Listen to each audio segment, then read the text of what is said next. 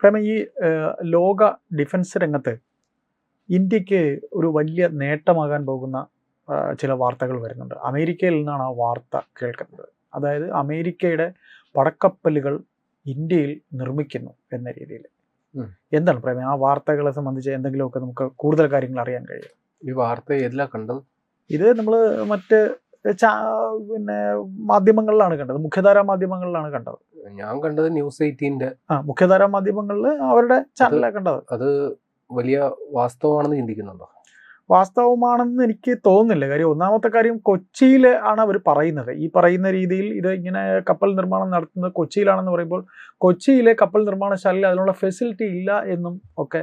അത് തെറ്റാണ്.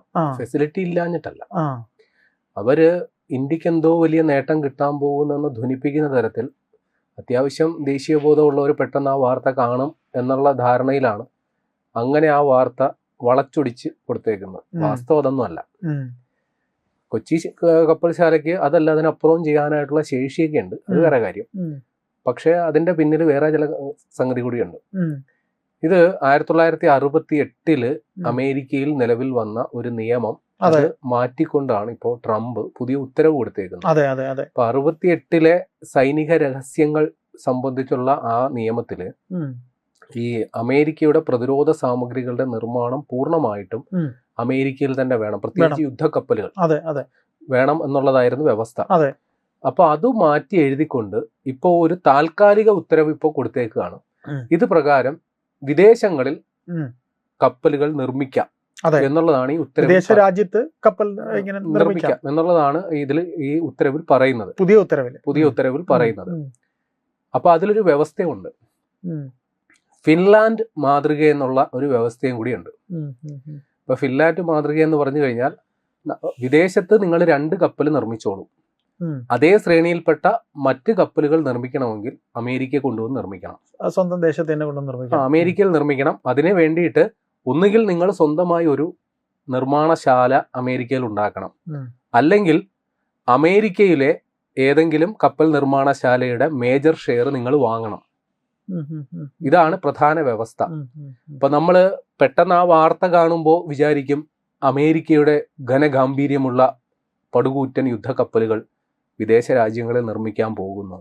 അല്ല, താരതമ്യേന ചെറിയ യുദ്ധക്കപ്പലുകളാണ്. ഇത് പറയുകയാണെങ്കിൽ ഫ്രിഗേറ്റ്, എസ്കോട്ട്, റിപ്ലനിഷ്മെന്റ് കപ്പലുകൾ. ഈ ഫ്രിഗേറ്റ് എന്ന് പറഞ്ഞു കഴിഞ്ഞാൽ ഈ നാവികസേനയുടെ ഏറ്റവും ആക്രമണകാരിയായ കപ്പലുകൾ ഡിസ്ട്രോയറുകൾ എന്നാ പറയുക. അതിന്റെ താഴെ ഉള്ള വലിപ്പത്തിലും അതിന്റെ ഘടനയിലുമൊക്കെ അതിന്റെ താഴെ നിൽക്കുന്ന കപ്പലുകളാണ് ഫ്രിഗേറ്റ്, ചെറിയ യുദ്ധക്കപ്പൽ എന്ന് വേണമെങ്കിൽ പറയാം. അതിൽ ആയുധങ്ങളൊക്കെ ഉണ്ടാകും, എന്നാൽ ഒരു ഡിസ്ട്രോയറിന്റെ അത്ര സംവിധാനങ്ങൾ അതിൽ ഉണ്ടാവില്ല.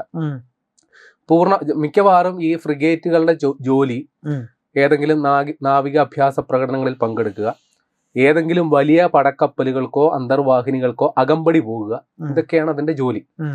ഇനി അടുത്ത ഈ എസ്കോട്ട് എന്ന് പറഞ്ഞാല് ചരക്ക് കപ്പലുകൾക്കടക്കം അകമ്പടി പോവുക.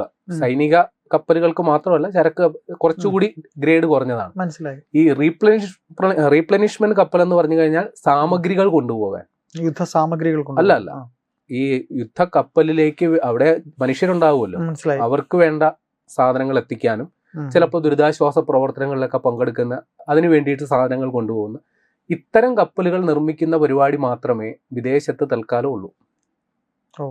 അമേരിക്കയുടെ വമ്പൻ കപ്പലുകൾ അമേരിക്കയിൽ തന്നെ നിർമ്മിക്കും. അത് ടെക്നോളജിയൊക്കെ മറ്റു സ്ഥലത്ത് വമ്പൻ കപ്പലിലാണല്ലോ അവരുടെ തന്ത്രപ്രധാന സാങ്കേതിക വിദ്യയൊക്കെ പുറത്തു കൊണ്ടുപോകും.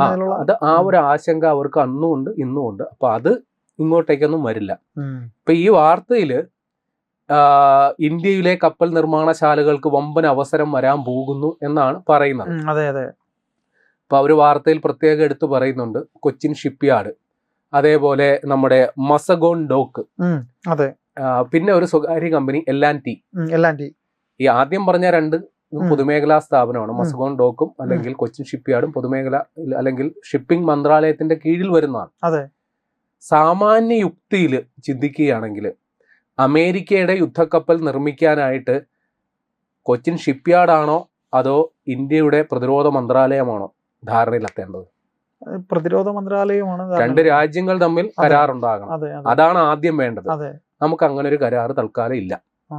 അമേരിക്കയുടെ യുദ്ധക്കപ്പൽ ഇവിടെ നിർമ്മിക്കാനായിട്ട് ഒരു കരാറോ ധാരണയില്ല. അങ്ങനെ ഉണ്ടാകില്ല എന്ന് ഞാൻ പറയുന്നില്ല. നിലവിൽ അങ്ങനെ ഒരെണ്ണം ഇല്ല. ആകെ ഉള്ള ഒരു കരാറ് മാസ്റ്റർ ഷിപ്പ് റിപ്പയർ എഗ്രിമെന്റ് എന്ന ഒരു കരാറാണ്. അതായത് അമേരിക്കയുടെ പടക്കപ്പലുകൾ നമ്മുടെ ഈ ഇൻഡോ പസഫിക് മേഖലയിലൂടെ പോകുമ്പോൾ അവർക്ക് എന്തെങ്കിലും ഒരു അറ്റകുറ്റപ്പണി വേണമെങ്കിൽ അവര് നമ്മുടെ കൊച്ചിൻ ഷിപ്പ്യാർഡിലടക്കം വരാം. ഈ നേരത്തെ പറഞ്ഞ മസഗോൺ ഡോക്ക് ആണെങ്കിലും ശരി, കൊച്ചിൻ ഷിപ്പ്യാർഡ് ആണെങ്കിലും ശരി, ഗോവയിലുള്ള ഷിപ്പ്യാർഡ് ആണെങ്കിലും ശരി, അവരെല്ലാം ഈ കരാറിന്റെ ഭാഗമാണ്. മനസ്സിലായി. അപ്പൊ ആ കപ്പലുകൾ ഇവിടെ വന്നു കഴിഞ്ഞാൽ ഫ്രീ ഓഫ് കോസ്റ്റ് 10 പൈസ മുടക്കില്ലാതെ അറ്റകുറ്റപ്പണി ചെയ്ത് കിട്ടും. അപ്പോ അത് നമ്മളെ സംബന്ധിച്ചൊരു നഷ്ടക്കച്ചവടമാണല്ലോ.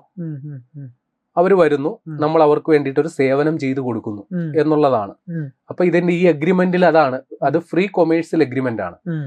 അപ്പൊ ഇത് ചെയ്യുന്ന എന്താന്ന് വെച്ചാൽ ഭാവിയിൽ ഏതെങ്കിലും സാഹചര്യത്തിൽ അമേരിക്കയ്ക്ക് ഒരു കപ്പൽ പണിയാനായിട്ട് താല്പര്യമുണ്ടെങ്കിൽ അതിലേക്കുള്ളൊരു യോഗ്യതാ മാനദണ്ഡമായിട്ട് ഇത് പരിഗണിക്കും. നമുക്ക് കഴിയുമെന്ന് തെളിയിക്കാൻ. അതെ, ഇപ്പൊ നമുക്ക് കഴിയുമെന്ന് തെളിയിക്കാനായിട്ട് നമുക്ക് ഇതിനു മുമ്പ് അവസരം കിട്ടിയിരുന്നു. ഇപ്പൊ കൊച്ചിൻ ഷിപ്പ്യാർഡിന്റെ കാര്യം തന്നെ എടുക്കുകയാണെങ്കിൽ INS വിക്രാന്ത് മേഡ് ഇൻ കൊച്ചിയാണ്. അത് മാത്രമല്ല, നിരവധിയായ കപ്പലുകൾ കൊച്ചിൻ ഷിപ്പ്യാർഡിൽ പണിതിട്ടുണ്ട്. അത് യുദ്ധക്കപ്പലുകൾ മാത്രമല്ല, ചരക്ക് കപ്പലുകൾ. ഇന്ത്യയിൽ കിട്ടാവുന്ന ഏറ്റവും വലിയ ഡ്രൈ ഡോക്കുകളിൽ ഒന്ന് കൊച്ചിൻ ഷിപ്പ്യാർഡിലാണ്. അപ്പൊ ഷിപ്പ് നിർമ്മിക്കൽ മാത്രമല്ല, അതിന്റെ അറ്റകുറ്റപ്പണി അടക്കം നമ്മൾ ചെയ്യുന്നുണ്ട്. ഇപ്പോൾ ഇന്ത്യക്ക് ഞാൻ നേരത്തെ പറഞ്ഞു, അമേരിക്കയുടെ പടക്കപ്പൽ നിർമ്മിക്കണമെങ്കിൽ ആദ്യം വേണ്ടത് അമേരിക്കയും ഇന്ത്യയുമായിട്ടൊരു എഗ്രിമെന്റ് ആണ്. അപ്പൊ അതിന്റെ അർത്ഥം ഇന്ത്യ മറ്റ് രാജ്യങ്ങൾക്ക് ആർക്കും ഇത് നിർമ്മിച്ചു കൊടുത്തിട്ടില്ല എന്നർത്ഥമില്ല. ഇങ്ങനെ അമേരിക്ക ചിന്തിക്കുന്നതിനകത്തുള്ള കാരണം എന്ന് പറയുന്നത് ചൈന ഒരുപാട് കപ്പലുകൾ നിർമ്മിക്കുന്നു. China India നിർമ്മിക്കുന്നില്ലേ? ചൈന ഒരുപാട് ഞാൻ ഇന്ത്യ നിർമ്മിക്കുന്നുണ്ട്. അവർ കോമ്പറ്റീറ്റർ ആയിട്ട് അമേരിക്ക കാണുന്ന ചൈന ആയിരിക്കാം. അല്ല, അമേരിക്കയുടെ ഏറ്റവും വലിയ ആശങ്ക ചൈന കപ്പൽ നിർമ്മിക്കുന്നതൊന്നുമല്ല, അവരുടെ ആധിപത്യം ചോദ്യം ചെയ്യപ്പെടുന്നു. ഇപ്പൊ ഇൻഡോ പസഫിക് മേഖല എന്ന് പറയുന്ന തന്ത്രപ്രധാന മേഖലയാണ്. ഹോർമൂസ് അല്ല, ഇൻഡോ പസഫിക് മേഖലയിലെ ഏറ്റവും വലിയ മലാക്ക കടലെടുക്ക്. ഹോർമൂസ് ഒക്കെ അപ്പുറത്തുള്ള ഇതാണ്. എന്തായാലും പോട്ടെ, അതടക്കം നമുക്ക് പരിഗണിക്കാം. ഈ മേഖലയിൽ ചൈനയെ നിയന്ത്രിച്ച് നിർത്തുക, അല്ലെങ്കിൽ ഞങ്ങളാണ് ലോക പോലീസ് എന്ന അവകാശവാദം സ്ഥാപിച്ചെടുക്കാൻ വേണ്ടിയിട്ട് അമേരിക്കയുടെ പടക്കപ്പലുകൾ അവിടെ ഇവിടങ്ങളിലായിട്ടൊക്കെ ഒരു കാര്യമില്ലാണ്ട് വിന്യസിച്ച് നിർത്തിയിട്ടുണ്ട്. ഇപ്പോ ചൈനയെ സംബന്ധിച്ച് തായ്വാൻ അവര് പിടിച്ചെടുക്കാൻ വേണ്ടി നോക്കി വെച്ചിരിക്കുന്ന ഒരു സ്ഥലമാണ്. അപ്പൊ അത് അമേരിക്കയാണ് ഗ്യാരണ്ടി കൊടുത്ത് അവിടെ നിർത്തിയേക്കുന്നത്. അമേരിക്കയുടെ കപ്പലുകൾ അതേപോലെ നിർത്തിയിട്ടുണ്ട്. ജപ്പാൻ, ചൈനയുടെ ഭീഷണി നേരിടുന്ന ഒരു രാജ്യമാണ് ജപ്പാൻ. അപ്പൊ അതിനു വേണ്ടിയും പ്രൊട്ടക്ഷൻ കൊടുക്കുന്നത് അമേരിക്കയാണ്. കാര്യം ജപ്പാന്റെ ഒരു പ്രഖ്യാപിത നയം അനുസരിച്ച് ഒരു രാജ്യത്തെയും അങ്ങോട്ട് പോയി ആക്രമിക്കില്ല. ആ പണി അമേരിക്കയാണ് ചെയ്യുന്നത്. അതെ അതെ, അങ്ങോട്ട് പോയി അടിക്കുക. പിന്നെ ദക്ഷിണ കൊറിയ, അവരിപ്പോഴായിട്ട് ചെറിയ പ്രശ്നമുണ്ട്. എന്നിരുന്നാലും പ്രഖ്യാപിത നയം അനുസരിച്ച് നോർത്ത് കൊറിയയ്ക്ക് എതിരെ പ്രൊട്ടക്ഷൻ കൊടുക്കുന്നത് ദക്ഷിണ കൊറിയയ്ക്ക് അമേരിക്കയാണ്. അതെ അതെ അതെ. അപ്പോ ഈ പറയുന്ന ലോക പോലീസ് കളിക്കാനായിട്ട് അമേരിക്കയ്ക്ക് അത്യാവശ്യം പടക്കപ്പലുകളും മറ്റൊക്കെ വേണം. ഈ അമേരിക്ക തന്നെയാണ് ഹോർമൂസ് കടലിടുക്കിൽ പോയി തോറ്റമ്പി വന്നത്. അവർക്കൊന്നും ചെയ്യാൻ പറ്റിയില്ല. ഈ ചരക്ക് കപ്പലുകൾക്ക് അകമ്പടി പോകാനായിട്ട് മറ്റ് രാജ്യങ്ങളുടെ സൈനിക കപ്പലുകളുടെ സഹായം തേടിയതാണ് അമേരിക്ക. ഇതാണ് അമേരിക്കയുടെ പ്രശ്നം. ചൈനയും ഇന്ത്യ, എല്ലാ രാജ്യങ്ങളും അവരുടെ കാര്യം കരുത്തില് നാവിക കരുത്താണ് ഏറ്റവും വലുത്. ആക്രമിക്കുക മാത്രമല്ല, മറ്റവനെ വരിഞ്ഞു മുറുക്കാനും നാവികസേന വേണം. അവരുടെ ട്രേഡ് തടഞ്ഞു നിർത്താൻ, കടൽ മാർഗമാണല്ലോ ഏറ്റവും കൂടുതൽ ട്രേഡ് നടക്കുന്നത്, അത് വരിഞ്ഞു മുറുക്കി നിർത്താനായിട്ടും നാവികശേഷി വേണം. അപ്പൊ അത്യാവശ്യം ആസ്തിയുള്ള എല്ലാ രാജ്യങ്ങളും നാവിക ശക്തി വികസിപ്പിക്കുന്നുണ്ട്. ഇന്ത്യ അടക്കം, ചൈനയടക്കം, പാകിസ്ഥാനും വികസിപ്പിക്കുന്നുണ്ട്. അപ്പൊ ഇതെല്ലാം ആത്യന്തികമായിട്ട് അമേരിക്കയുടെ അവരുടെ ഒരു അവരുടെ ഒരു സ്ട്രെങ്തിനെ, അവരുടെ ആധിപത്യത്തെ ചോദ്യം ചെയ്യുന്നുണ്ട്. ഇതാണ് പ്രശ്നം. അപ്പോൾ ഇതനുസരിച്ച് പെട്ടെന്നങ്ങ് അമേരിക്കയിൽ കുറെ കപ്പലുകൾ അങ്ങ് നിർമ്മിക്കാമെന്ന് തീരുമാനിച്ചാൽ അമേരിക്കയിൽ ലേബർ ഷോർട്ടേജ് ഉണ്ട്. ഇപ്പോൾ ലേബർ ഷോർട്ടേജ് ഉണ്ട്. ഇപ്പോൾ ലേബർ ഷോർട്ടേജ് ഉണ്ട്. അത് മാത്രമല്ല, അമേരിക്കയിലെ കോസ്റ്റ് ഓഫ് പ്രൊഡക്ഷൻ എന്ന് പറയുന്നത് വളരെ കൂടുതലാണ്. ലേബർ ചാർജ് ഉണ്ടെങ്കിൽ ചെയ്യാന്ന് വെച്ച് കഴിഞ്ഞാൽ വളരെ കൂടുതലാണ്. അപ്പൊ അതിന് വേണ്ടിയിട്ട് അവർക്ക് ഇപ്പോഴത്തെ ഒരു രീതി അനുസരിച്ച് മൂന്നാം ലോക രാജ്യങ്ങളെ ആശ്രയിക്കല്ലാണ്ട് വരെ നിവൃത്തിയില്ല. അവിടെ ഇന്ത്യക്ക് റോളുണ്ട്. അത് മാത്രമല്ല, അങ്ങനെ പുറത്തു കൊടുത്ത് ചെയ്യുന്നതിന് അമേരിക്കയ്ക്ക് അകത്തും വിഷയമുണ്ട്. അവിടുത്തെ കമ്പനികളും പറയുന്നുണ്ട് അങ്ങനെ പുറത്തു കൊടുക്കേണ്ട കാര്യമില്ല, ഞങ്ങൾക്ക് പണിയില്ലാതിരിക്കാൻ ഞങ്ങൾക്ക് പണി വേണം. അതെ, അവര് ഉന്നയിക്കുന്ന മറ്റൊരു വിഷയം സുരക്ഷാ ആശങ്കകളാണ്. അമേരിക്കയുടെ സുരക്ഷാ രഹസ്യങ്ങൾ ചോർന്നു പോകും, അതൊക്കെ പറയാം. എന്നിരുന്നാലും അവര് പറയുന്നു, നിങ്ങൾ ട്രംപിന്റെ പ്രഖ്യാപിത നയം എന്താ, മേക്ക് അമേരിക്ക ഗ്രേറ്റ് അഗെയിൻ എന്നുള്ളതാണ്. എല്ലാം അമേരിക്കയിലേക്ക് വരണം എന്ന് പറയുന്നയാളാണ്. ഇപ്പോ ഇന്ത്യയിൽ നിന്ന് പോകുന്ന പാരസെറ്റമോൾ മരുന്ന് പോലും അതിന് നികുതി ഏർപ്പെടുത്തി അത് അമേരിക്കയിൽ നിർമ്മിക്കണമെന്ന് പറയുന്ന ആളാണ് ട്രംപ്. പക്ഷെ ഈ കാര്യത്തിൽ ട്രംപിന് നേരെ ഉൾട്ടയാണ് തീരുമാനം. അമേരിക്കയ്ക്ക് പുറത്തോട്ട് പോട്ടെ, ഇത് അവിടെ ചോദ്യം ചെയ്യപ്പെടുന്നുണ്ട്. അതെ, അവിടെ ചോദ്യം ചെയ്യപ്പെടുന്നുണ്ട്. അപ്പൊ ഈ കരാറ് കൊണ്ട് ഇന്ത്യക്ക് എന്തോ വലിയ നേട്ടമുണ്ടാകാൻ പോകുന്നു അതില് പൂർണ്ണ അർത്ഥത്തിൽ ശരിയല്ല. പക്ഷെ നേട്ടം ഉണ്ടാകാൻ പോകുന്ന ചില രാജ്യങ്ങളുണ്ട്. അതൊന്ന് ദക്ഷിണ കൊറിയയാണ്, മറ്റൊന്ന് ജപ്പാനാണ്. ദക്ഷിണ കൊറിയ ഈ കാര്യം നേരത്തെ മനസ്സിലാക്കി. ഇപ്പൊ ഈ ഫിൻലാൻഡ് മാതൃക എന്ന് പറഞ്ഞല്ലോ, ഫിൻലാൻഡ് നേരത്തെ അമേരിക്കയ്ക്ക് വേണ്ടി ആർട്ടിക് മേഖലയിൽ പര്യവേഷണം നടത്തേണ്ട 2 കപ്പലുകൾ ഇതിനോടകം നിർമ്മിച്ച് നൽകി. ബാക്കിയുള്ള കപ്പലുകൾ അവര് അമേരിക്കയിൽ നിർമ്മിക്കുന്നുണ്ട്. ഇതാണ് അവരുടെ ഒരു റോൾ മോഡൽ. ദക്ഷിണ കൊറിയ ഇത് മനസ്സിലാക്കി. ദക്ഷിണ കൊറിയ അവരും ഈ കപ്പൽ മേഖലയിൽ വളരെ വലിയ പ്രബലമായ രാജ്യമാണ്. നമ്മൾ ഈ ഹുണ്ടായ് എന്ന് കേട്ടിട്ടുണ്ടല്ലോ. ഹുണ്ടായ് എന്ന് പറയുന്ന കമ്പനി അവര് അല്ലെങ്കിൽ അവരുടെ ഒരു മദർ കൺസേൺ ഉണ്ട്. ഏതായാലും ദക്ഷിണ കൊറിയ നേരെ അമേരിക്കയിലോട്ട് വന്നിട്ട് അവിടെ ഒരു തുറമുഖം അവരങ്ങ് വാങ്ങി, അവിടെ നിക്ഷേപം നടത്തി. പറയുകയാണെങ്കിൽ ഫിലാഡൽഫിയയിലുള്ള ഫില്ലി എന്ന് പറയുന്ന ഷിപ്പ് യാർഡ് ഇപ്പൊ ദക്ഷിണ കൊറിയയുടെ കസ്റ്റഡിയിലാണ്. അവര് ഈ ഒരു കരാറിന്റെ ആദ്യത്തെ നേട്ടം കിട്ടാൻ പോകുന്ന രാജ്യം ദക്ഷിണ കൊറിയയാണ്. അടുത്ത നേട്ടം കിട്ടാൻ പോകുന്ന രാജ്യം ജപ്പാനാണ്. കാര്യം അവരുടെ മിസ്തുബിഷി എന്ന് പറയുന്ന കമ്പനി, അവർക്ക് ഇത് തന്നെയാണ് പരിപാടി. ലോകത്ത് എവിടെയും പോയി ഇത്തരം സംരംഭങ്ങൾ തുടങ്ങുക. നമ്മളെ സംബന്ധിച്ച് L&T ഒരു കമ്പനിയുണ്ട്, അതൊരു സ്വകാര്യ കമ്പനി ആയതുകൊണ്ട് അവർക്ക് ഇത്തരത്തിലൊരു ധാരണ ഉണ്ടായാൽ അവർക്ക് പോകാം. പക്ഷേ അമേരിക്ക ആഗ്രഹിക്കുന്ന അത്രയും ഒരു ഫണ്ട് ഇൻവെസ്റ്റ് ചെയ്യാൻ അവരെ കൊണ്ട് സാധിക്കുമോ ഇല്ലയോ എന്നുള്ള ഇനി കൊച്ചിൻ ഷിപ്പ്യാർഡിന്റെ കാര്യം തന്നെ എടുക്കാം. കൊച്ചിൻ ഷിപ്പ്യാർഡിന് കിട്ടുന്ന അവസരം, ഈ നേരത്തെ പറഞ്ഞ ദക്ഷിണ കൊറിയയുടെ ഹുണ്ടായ് എന്ന് പറഞ്ഞ കമ്പനി ഉണ്ടല്ലോ, അവരുടെ ഒരു മദർ കൺസേൺ ഉണ്ട്. അതിന്റെ പേര് HD Korea ship building and offshore engineering എന്നാണ്.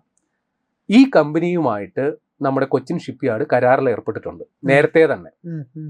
അപ്പൊ ഈ കമ്പനി അമേരിക്കയിൽ ഈ പറയുന്ന പോലെ കപ്പൽ നിർമ്മാണ പരിപാടികളുമായിട്ട് മുമ്പോട്ട് പോകാൻ പദ്ധതി ഉണ്ടെങ്കിൽ അതിന്റെ ഏതെങ്കിലും തരത്തിലുള്ള സബ് കോൺട്രാക്റ്റുകൾ കൊച്ചിൻ ഷിപ്പ്യാർഡിന് കിട്ടും. എന്ന് വെച്ചാൽ അമേരിക്കയുടെ കപ്പൽ ഇവിടെ വെച്ച് പണിയോന്നല്ല, ആ കപ്പലിലേക്ക് വേണ്ടിയിട്ടുള്ള സാമഗ്രികൾ ഇവിടെ നിന്ന് നിർമ്മിക്കാൻ സാധിക്കും. ഇത്രയേ ഉള്ളൂ. അപ്പൊ ഭാവിയില് ഈ പറയുന്ന തരത്തിൽ ഈ അമേരിക്ക എന്തുകൊണ്ട് ചെയ്യുന്നത് വെച്ചാൽ ഇവിടെ ഏറ്റവും ചീപ്പായിട്ടുള്ള ലേബർ കോസ്റ്റ് ഉള്ള രാജ്യമാണ് അമേരിക്ക. അപ്പൊ അവരുടെ സാമ്പത്തിക താല്പര്യം പരിഗണിച്ച് ഇന്ത്യയിലേക്ക് വെച്ച് പിടിക്കുമോ എന്നറിയില്ല.